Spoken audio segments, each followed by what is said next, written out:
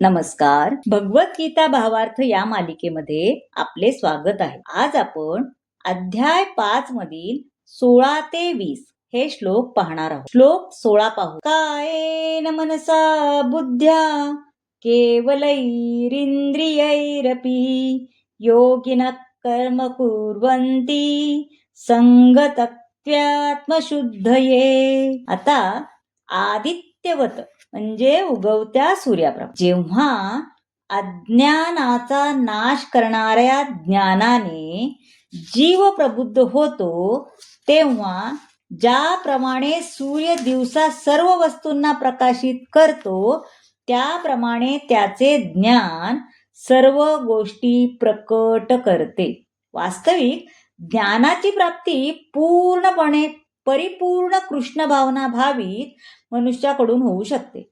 म्हणून मनुष्याने प्रमाणित गुरु शोधून त्याच्या मार्गदर्शनाखाली कृष्ण भावनेचे ज्ञान जाणून घेतले पाहिजे. कारण ज्याप्रमाणे सूर्य अंधकार दूर करतो, त्याप्रमाणे कृष्ण भावना निश्चितपणे सर्व अज्ञान दूर करते. रात्रीच्या अंधारामुळे आपण सर्व वस्तू एकच असल्याप्रमाणे पाहतो, परंतु दिवसा जेव्हा सूर्योदय होतो, तेव्हा आपण प्रत्येक गोष्टीचे वास्तविक स्वरूप पाहतो, हो की नाही?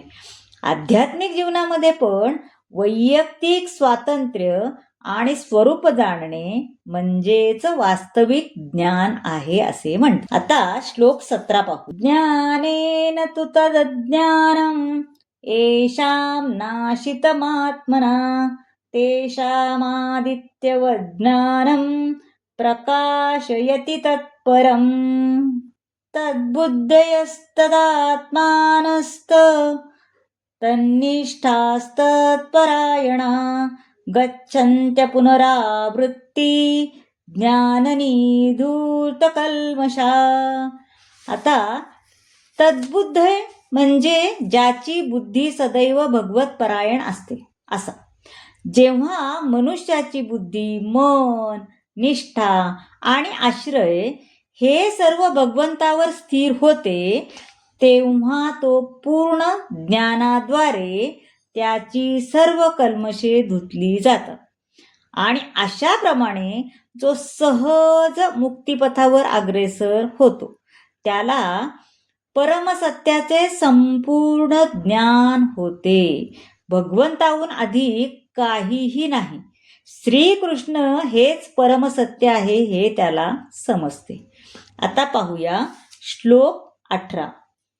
विद्या विनय संपन्ने ब्राह्मणे गाविहस्तिनी शुनी चैव श्वपाके च पंडिता समदर्शिना. यामध्ये विनम्र साधू व्यक्ती यथार्थ ज्ञानाच्या आधारे विद्या विनय संपन्न ब्राह्मण, गाय, हत्ती, कुत्रा आणि चांडाळ या सर्वांना समदृष्टीने पाहते. कृष्ण भावना भावित मनुष्य जाती किंवा योनी यामध्ये मुळीच भेद करत नाही बरं का. आता सामाजिक दृष्ट्या ब्राह्मण आणि चांडाळ हे भिन्न असतील किंवा योनीचा विचार करता कुत्रा, गाय, हत्ती हे सुद्धा भिन्न वाटत असतील, पण विद्वान पंडिताच्या दृष्टीने हे शारीरिक भेद अगदी निरर्थक आहेत. कारण ते भगवंताशी संबंधित आहेत आणि भगवंत हे परमात्मा आपल्या विस्तारित रूपामध्ये प्रत्येकाच्या हृदयात स्थित आहेत. आता श्लोक 19 पाहूया. इहैव तैर्जिता सर्गो येषां साम्ये स्थितं मना निर्दोषं हि समब्रह्म तस्मात् ब्रह्मणि ते स्थिता. आता सर्ग म्हणजे जन्म आणि मृत्यू, येषाम म्हणजे ज्यांचे. आता ज्यांचे मन एकत्व आणि समतेत स्थित झाले आहे, त्यांनी जन्म आणि मृत्यूच्या बंधनावर पूर्वीच विजय प्राप्त केला आहे. ते ब्रह्माप्रमाणेच निर्दोष आहेत आणि याप्रमाणे ते पूर्वीच ब्रह्मामध्ये स्थितही झालेले आहेत. आता मनाची साम्यावस्था म्हणजे आत्मसाक्षात्काराचंच लक्षण आहे. ज्यांनी अशा अवस्थेची प्राप्ती केली आहे त्यांनी भौतिक बंधने, जन्म, मृत्यू यावर विजयच प्राप्त केल्याचे जाणते. आणि आपण तसेच जाणले पण पाहिजे. त्याला भौतिक जगतात पुन्हा जन्म घ्यावा लागत नाही. आता श्लोक 20 पाहूया. न प्रयेष्येत प्रियं पाप्यं नोद्विजेत प्राप्य च प्रियं स्थिरबुद्धिर्सम्मूढो ब्रह्मविद् ब्रह्मणि स्थिताः. आता उद्विजेत म्हणजे विचलित आणि असम्मूढ म्हणजे मोहरहित.